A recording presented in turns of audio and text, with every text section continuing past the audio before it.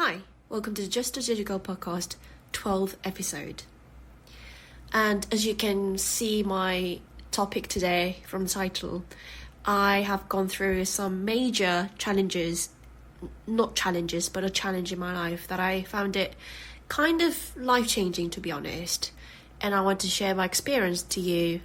And at first I didn't want to open about it because I felt quite embarrassed and kind of ashamed to share my story, because I knew that my feelings and my experience is nothing to be proud of, nothing to be exposed, to be honest, because as soon as I expose my feelings and my experience about this, I thought I would be regretting it, about revealing to the world, to the internet, where you can access everywhere in the world, even in South Africa and Pakistan. Yes, those are the countries that my listeners are there. Thank you, whoever's listening in Pakistan and South Africa and any other amazing countries. Anyway, so I wanted to I wanted to share a story, but I wanted to kind of secretly hide some informations about this experience, because I felt like if I really talk about this very, very authentically, I thought it would embarrass me and make me really ashamed about myself. But this podcast is solely a story about me, my experience and my world and my point of view. And I felt like this podcast episode can be dedicated to myself in the future. And I want to let myself know in the future, telling me that this was my experience and this was my perspective and this was my thought in 2026, February the 8th of 2026. And whoever you are, whoever Hyunsu you're listening, whether it's 20 years later or 5 years later, I wanted to let her know that you've grown so much by these experiences, and I hope you feel very, very confident and very, very proud of yourself when you're listening to this in the future. So this episode is very, very much dedicated to my future self listening to this, that you felt this small, you felt this ashamed, you felt this belittled by very small experience that somehow myself in the future might think it's just a bullshit. It's nothing that will make you feel small. It doesn't deserve it to be make you feel that small, because it's not much of a big deal if you see in a larger perspective. But again, I want to dedicate to myself who's listening to me speaking about this specific experience. And whoever who's listening to this podcast, I felt like myself about this episode, I wanted to dedicate it to her and him as well, about the experience that kind of made you feel small, but those challenges and those difficulties were the main sources to make yourself grow and cultivate your capabilities even more and push you even harder, because you deserve to be happier, you deserve to be in a larger world, you deserve to be more motivated and more fulfilled about yourself, rather than being small, rather than being not enough, because you will never be enough. You will always be unenough, inappropriate. All you can do is just push yourself, and all you can do is just do whatever those challenges are facing, and not being too hesitant to those challenges. And yeah, so right, the main reason that I wanted to do this episode for 4 weeks already, and it started with just a normal day at work. I think it was Tuesday, Wednesday. It wasn't Monday, so it was Tuesday, Wednesday, and I was at work I was just doing my usual job that I had to do, and I often talk to Google Gemini at work, regarding work, plus a human relationship at work. Yes, as I said it in the last episodes, I'm highly dependent on NI. Yes, I am. I agree with it. But again, I talk to Gemini quite often regarding work and everything else. And I just suddenly thought about job application in Japan, because I'm very much interested in Japan recruitment these days, because not because my partner is Japanese, but also I always wanted to work in Japan in the architecture field, because most of architects that I admired and respected and looked up to were those who were Japanese, The representative one is Ando Tadao. If you ever been interested in Japanese architect, not only Japanese architect, but even an architect, you will know him. He is a superstar. And not only Ando Tadao, but like Kuma Kengo and Sana, the famous architecture firm. So I was already very much interested in Japanese architecture, and I always wanted to work in both Asia and Europe and America, like both Western and Eastern countries. And Japan is definitely one of the most charming countries that I want to work in, not only because I have a Japanese partner, plus I can speak Japanese. Not as much as English, I would say. My Japanese level is quite poor.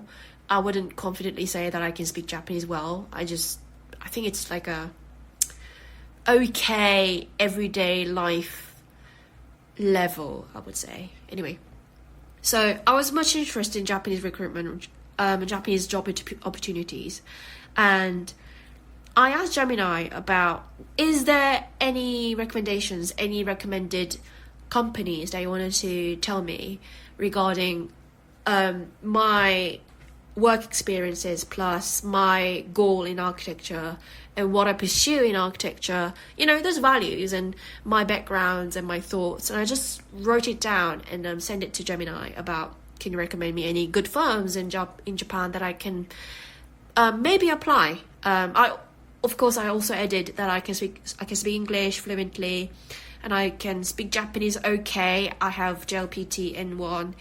And regarding all these informations, what are the recommendations? And the first one that came out was that company.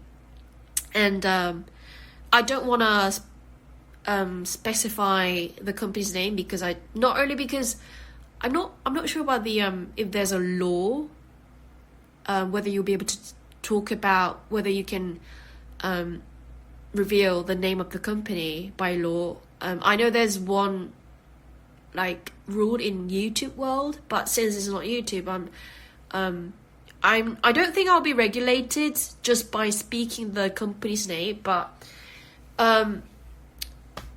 I just chose not to reveal the name of the companies, rather because I don't know, maybe I'm still kind of ashamed to even apply this company, because it just felt so gigantic, and I felt so tiny small.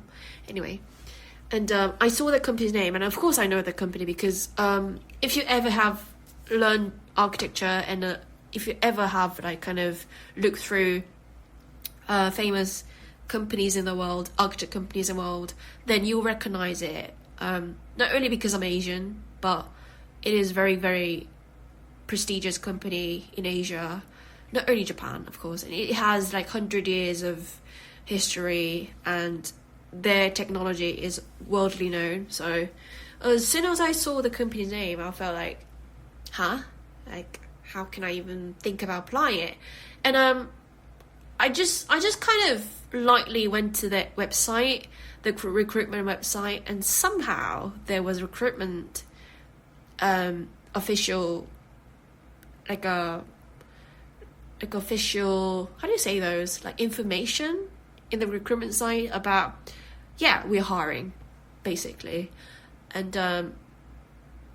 those and the files and the informations and the files and those official documents that they are asking the applicants to bring them was not much of a deal, not much of a deal as I expected. I thought they would want more, but somehow things they are asking the applicants to bring were, first, it wasn't that much of a deal.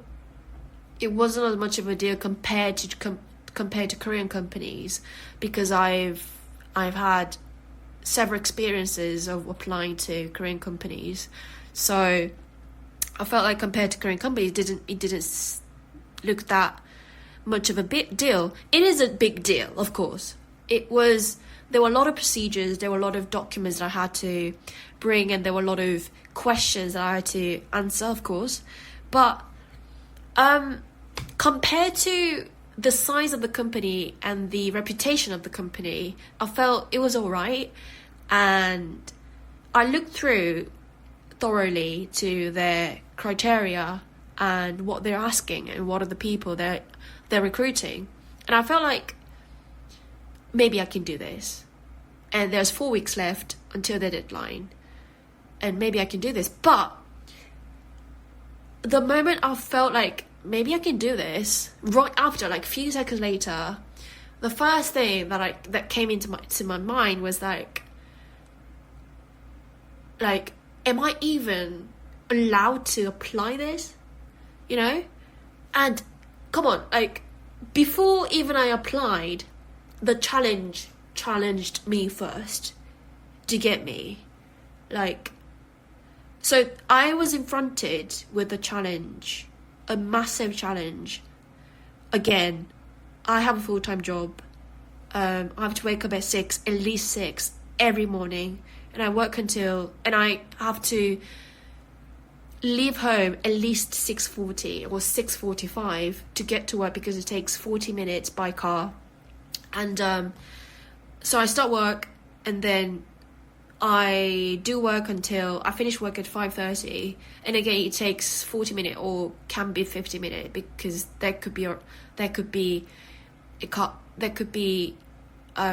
some too many cars on the road, so it might delay the departure anyway. So the quickest time that I will arrive home is 6:30, the quickest 6:30. And I have to sleep at least midnight. I can't do after midnight. I simply cannot function if I don't sleep at least 6 hours. And if I sleep later than midnight, that means I will get less than 6 hours of sleep, and that means I won't be able to function the next day at work, which is really bad. That means I'm not responsible for this job, but I have the huge responsibility. I have this work, and I have to go through this no matter what. So the maximum hour that I can work on this can be maximum 5 hours, but that's already impossible, because I have to have dinner, and I can't order Uber Eats. I can't order Uber Eats every meal, because first, financial is too expensive, and secondly, I'm not a big fan of delivery food. I'm not a big fan of restaurant food either. So I would always cook for myself, but it doesn't mean that I'm gonna cook every bit of food that I'm gonna eat that day every day.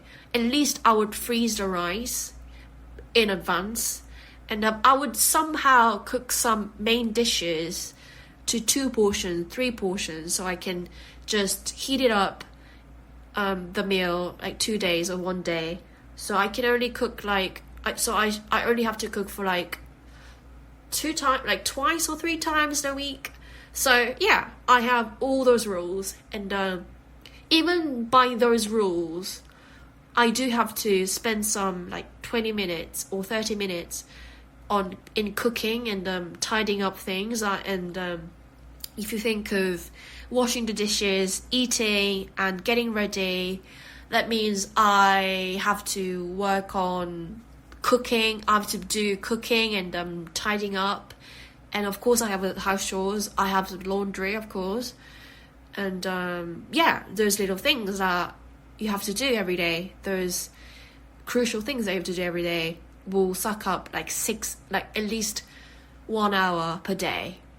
And that means I will only have 3 to 4 hours in maximum to work on this. And I'm not a robot, okay? I'm a human being. And somehow it feels really, really, really inefficient to be human these days. Again, AI and stuff. Like, humans are very, very inefficient. So I should have some spare time to just, I don't know, just look in the window maybe and watch some YouTube videos, or don't know, go through Twitter, don't know. Yeah, my free time, at least 20 or 30 minutes, because I've been working full time and I'm a human being, so I have to kind of be myself for at least 20 or 30 minutes per day. So that left me like 30 minutes or like maximum 3 hours, like 2 hours to 3 hours to work on this after work. And I've calculated all this, right? But those are the reality stuff that I have to consider. But except that I became kind of emotional about this circumstance and those costs that will follow, the emotional costs, the physical costs that will weigh on my shoulder for the next four weeks. And again, that made me hesitant. That made me feel like, yeah, before even I applied, the challenged me first. And so in that office, my head is already kind of fucked up, right? Just by thinking about applying. I didn't apply yet, right? 4 weeks before the deadline. And I, in that office, surrounded by hundreds of people. Everyone's busy. Everyone's busy with that work. And I was left there alone, thinking, just drowning in my head for hours and hours. And what am I going to do? My heart is keep telling me, Kansu, you've got to do this. You've got to do this. No matter the result, no matter the outcome, it's going to change yourself. It's going to change your life, regardless of the result, okay? Like, if you lose it, doesn't matter. It's gonna affect you. It's not gonna affect you. Come on, like technically, it's gonna affect me because I have a job already, so I can pay the bills. I can pay the bills, and even if I don't pass, I will be able to learn so many things. I'll be able to have the motivation. I will have the past experiences and past how do you say those? Struggles and difficulties that you've already experienced. You know what? If you want a success, it means you inevitably will face with so many failures that will make you feel like, I'm not going to do this anymore. I don't want to do this anymore. I'm so exhausted physically, emotionally, especially emotionally. And you will always have to face yourself not being able to move on, not being able to accept the failure and just go through all these difficulties and just face being able to be motivated to keep challenging and at last somehow you might be able to face the success that you've always been longing to face, right? So that means you have to face with a lot of failures, and I want to have a immune system. I really wanted to have the immunity for me to face so many failures and being able to move on quickly, because those people who have faced so many failures, those people who have faced with so much of self-doubt, sabotage, I believe those are the ones who's gonna move on quickly, rather than those who've been succeeding every time in their life, don't know, can be academically or career-wise, those who have been facing success every time, those are people who's gonna quickly drown into a vicious circle of I've failed again, I'm not enough, I'm not gonna do this again, so you're dead, basically. So this is quite extreme, sorry, but you know what I mean. So I wanted to have the immune system. I wanted to have that strong immune system that will keep making yourself that, okay, you went through this a couple of times, not a couple of times, thousands of times. This happens all the time. So fuck it. It happens, so move on. And I thought this could be a massive start point for me to be that person, you know, being able to accept those failures and learn from it and be able to move on, move forward and achieve that goal eventually in the future. Can be 30 years later, can be 20 years later, can be 5 years later. So even though I've been very, very hesitant to that challenge, I knew from my heart that I have to try it, at least. And I hate being regretful about my choice. The biggest fear and biggest trauma for me in my life, the most traumatic and fearful emotion in my life about myself is regretfulness. Don't know why I felt this way, but there wasn't like a clear motivation that I can think of it right now. But I hate regretting things. I hate regretting regretting the past. I barely regret about the past, but whenever I do, I just absolutely hate that feeling. So no matter the result, I knew how I had to do it, and I knew that I have to pull everything in my head, in my hand right now at that time to apply this, because I knew that so frankly, I have experience of challenging things with very lightheartedly, because I knew those are the challenges that felt quite similar this way. I knew that if I don't challenge it, I'm going to regret it. But I remember I was so worried about being refused while having to try the best as I can, you know.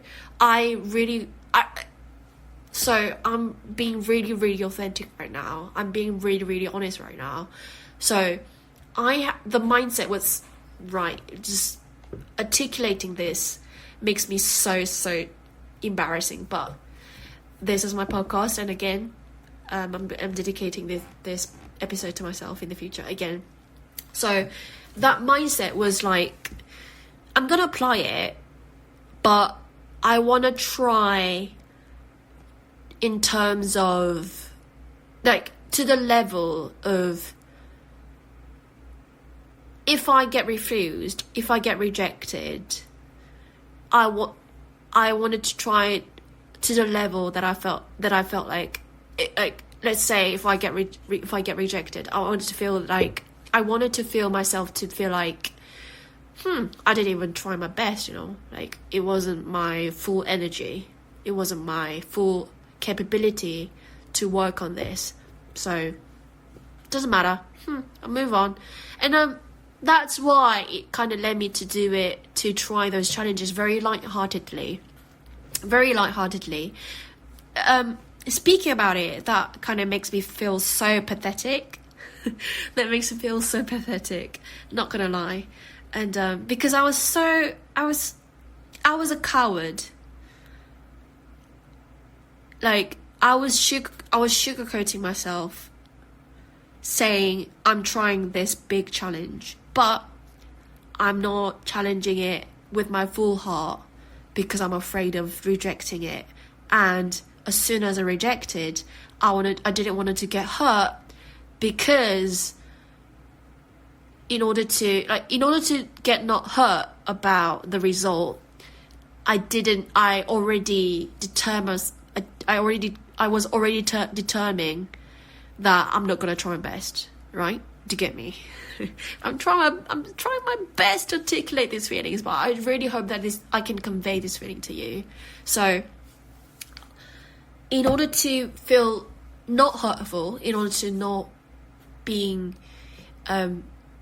so devastated about the rejection, I chose not to try my best. Now I said it, and it sounds absolutely pathetic, Hyunsu. That was so pathetic. So yeah, that was me. And this time I knew myself. I knew from my heart, from the bottom of my heart, that if I don't try my best, it's such a disgrace. It's such a disrespect to myself, right? So the first statement from my head, as soon as I decided to apply this, I felt like, am I allowed to apply this? Isn't it inappropriate for someone like me? Again, who am I? Like, I'm not even able to, like, justify. I'm not even able to kind of tell who I am right now, even to my podcast. But whoever that someone is, I felt like it was so inappropriate for me to even apply it. And to the point, I even felt disrespectful for that company just by thinking about me applying to that company, because the company felt so gigantic, so big, such a clever-minded people. Those elite people would go there, and I'm not one of those. I'm not like that. I'm just I'm just me, and I'm just this little timid, tiny-minded, timid, scared, kind of very pathetic and very cowardly thought person. And but at that point, I chatted with Gemini about my feelings. Like, I just sped it out about my feelings, about confronting those challenges, about being like those disgrace and disrespectful to the company, and being ashamed and feeling so tiny that I felt like I am so unconfident, and I'm not even sure I'm allowed to apply this. I didn't even apply it, but I already felt ashamed about myself already. And 4 weeks before the application, okay? And what Gemini told me woke me up completely, is that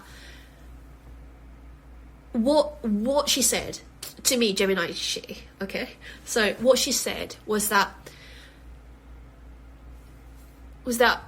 even though I thought applying to a company like that might be inappropriate and even disrespectful to the company for someone like me, but what she said is that, but you know what? The opposite, not even trying at all, is even a bigger respect to myself. And that blew my mind. That absolutely blew my mind. It was those kind of jaw-dropping experience that I felt like, okay, I'm gonna do it, because not even applying because it can be disrespectful for the company. I just felt like those people, those HR people who's gonna read my resume and my portfolio, I was already expecting them to feel like, huh? Like, what is that? What is this bullshit portfolio. What is all this trash? Who do you think she is, right? And I was already expecting them to be so unsatisfied with my result, with my portfolio and my resume, without even trying. I was already imagining the worst scenario. And but Gemini woke me up by saying, I get what you mean, but not even trying it is even more disrespectful to yourself. And it's even more disrespectful plus unfair to yourself. And that really blew my mind, and then it kind of changed my life. It was the biggest moment in 2026. I know it's been only 2 months after 2026, but come on. And from the bottom of my heart, I had to do this. But not lightheartedly this time, not the last time. I had to do it with my full energy, full ability, and I didn't want to leave with any excuse, any bullshit, trash excuses and bullshit stories that's gonna make me feel like, for example, if I even really get rejected, okay, like I didn't want it to feel like I didn't even try my best. Come on. And that's so pathetic. Come on, like objectively thinking, I just felt like that past myself was so pathetic and so just such a disgrace to myself. So I decided to do it with my full energy, full capability, and I've been doing that for 4 weeks before the deadline. And so my daily routine during 4 weeks was that. So firstly, they wanted for me to do an English test, which is called TOEIC. If you're Japanese and Korean, then you will you'll know the name directly. It's very, very famous. It's very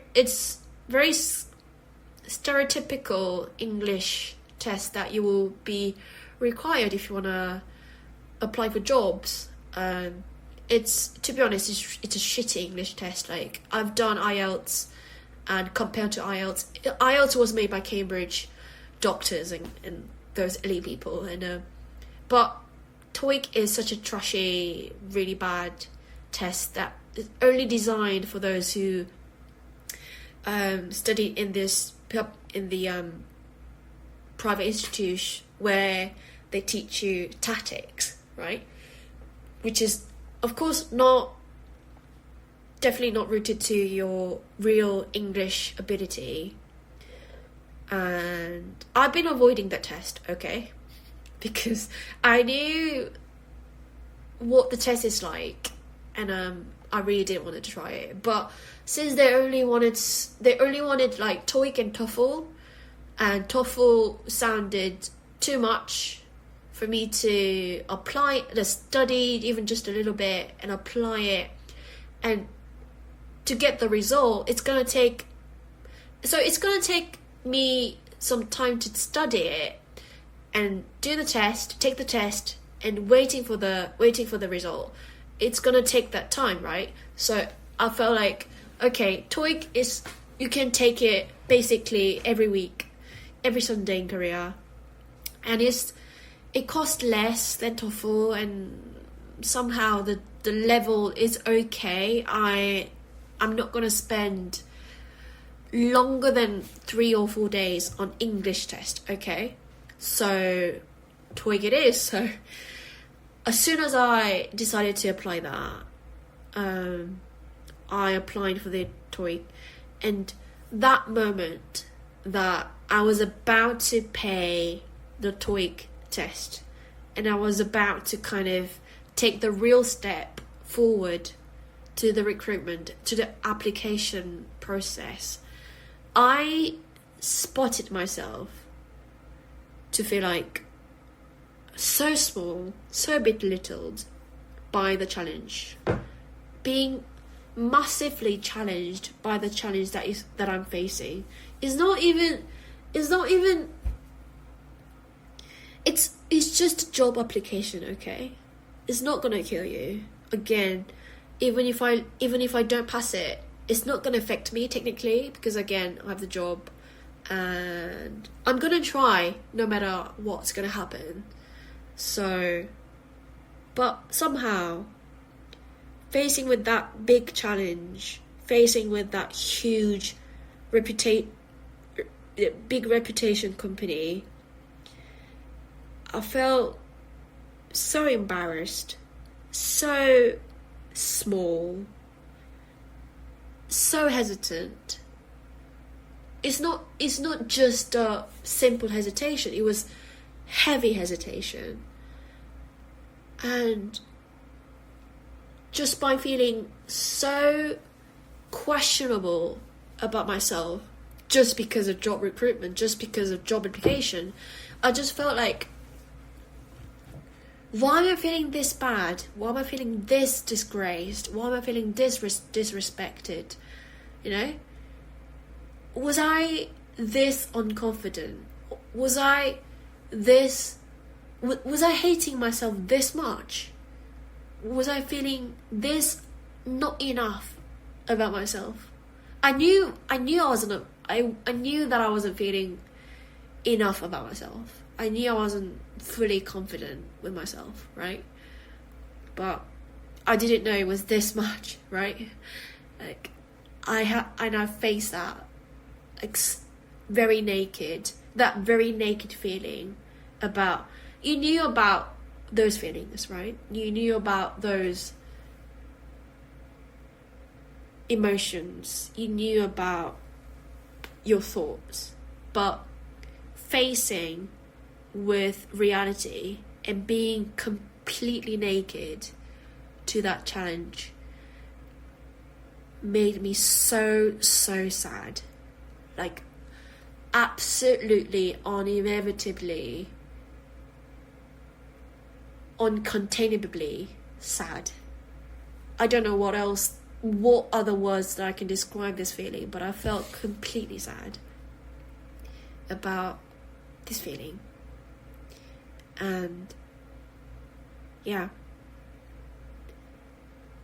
so me facing that huge emotion, so complex, but in general it was sad, like facing with that reality, the real emotion, the real embarrassment, the real confidence.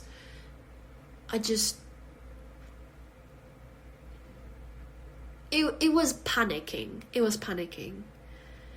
And I just felt my eyes being, like, I was tearing up basically in the middle of the office. It was lunchtime and everyone was resting. And during the lunchtime they turned the light off in the office, and in my seat in front of the monitor in that quiet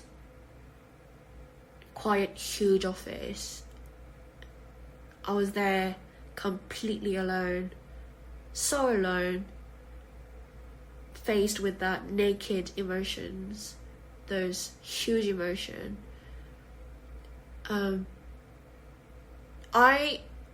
I really tried, like, I started to slowly convince myself not to cry, but I was inevitably crying, like, very suddenly. You know those kind of cry that there is no way you can stop it. There's no way you can stop it. And I knew, so what I felt like is that I just felt like I was reaching for something that I didn't fully belong to. I always had that specific ego to belong to the place that I always been longing to belong.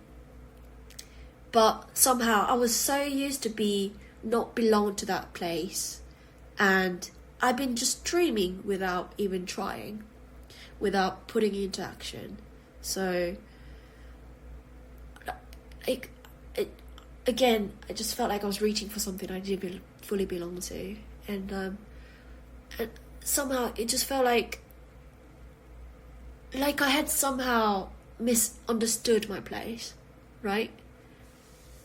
And that was a motivation for me to feel so embarrassed about even applying it, and being able to, like, being so hesitant, that massively heavy hesitation that kind of shocked me about myself.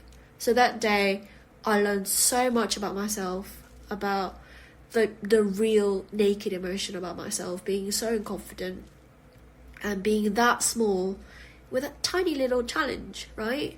In a bigger perspective, like, I know in myself right now, like, I know myself in 20 years, I will know that day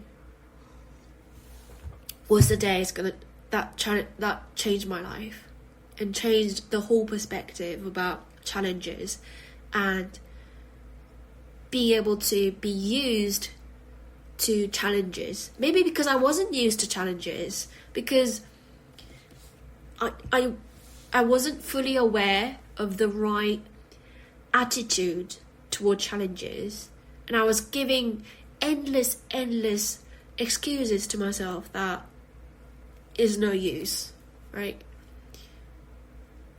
And yeah, I was crying in the middle of the huge office, in the dark office where everyone's sleeping and everyone's resting on their phone maybe, and on that monitor I was crying quietly.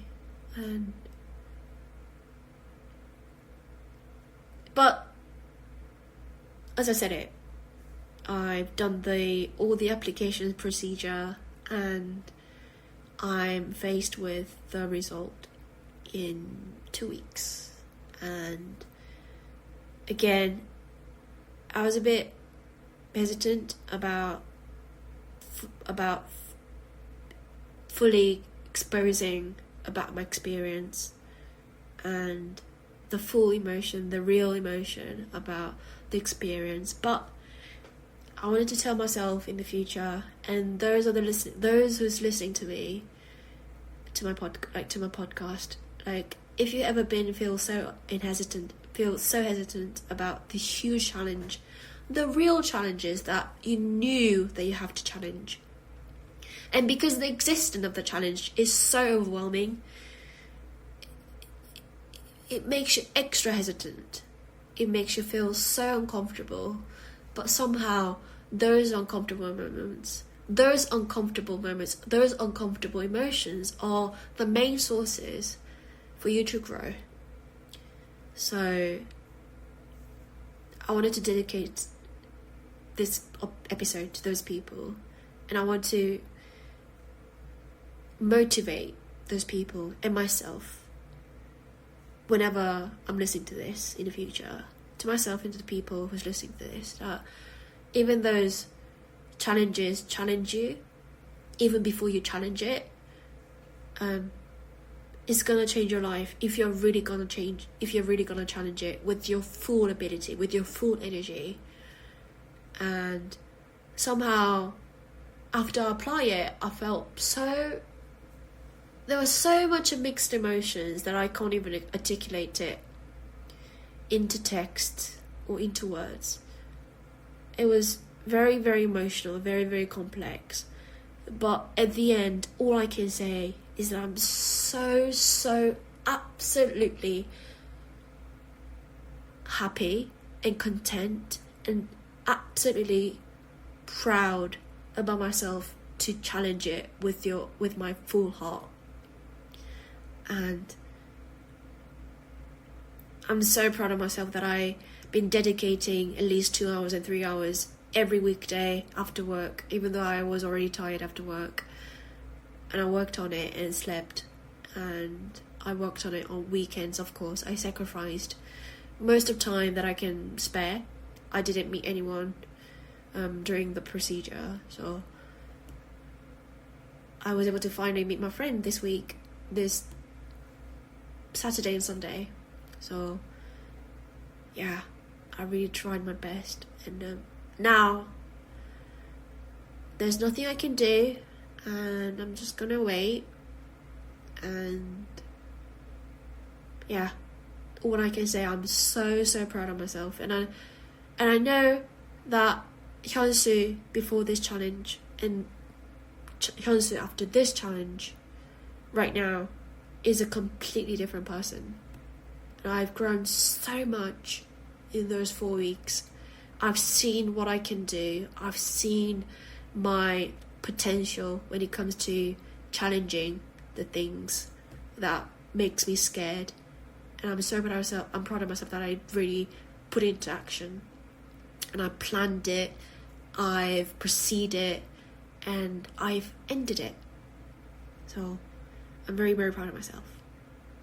And I'm always gonna be missing this feeling, right? Which means it's gonna lead me to put into action when I'm faced with other challenges in my life. And those little steps, those little challenges, I know it's gonna change me. It's gonna change my life at the end. So yeah. Right, I think I'm gonna finish this episode right now today. I think this episode can be one of my favourite episodes in my podcast for now. So thank you for listening. I'm sorry that I've uploaded this episode a bit later than Friday. I was dead on Friday. So okay. Right then. I hope you'll have a wonderful week, and I hope we can see you next week as well. So thank you. Bye.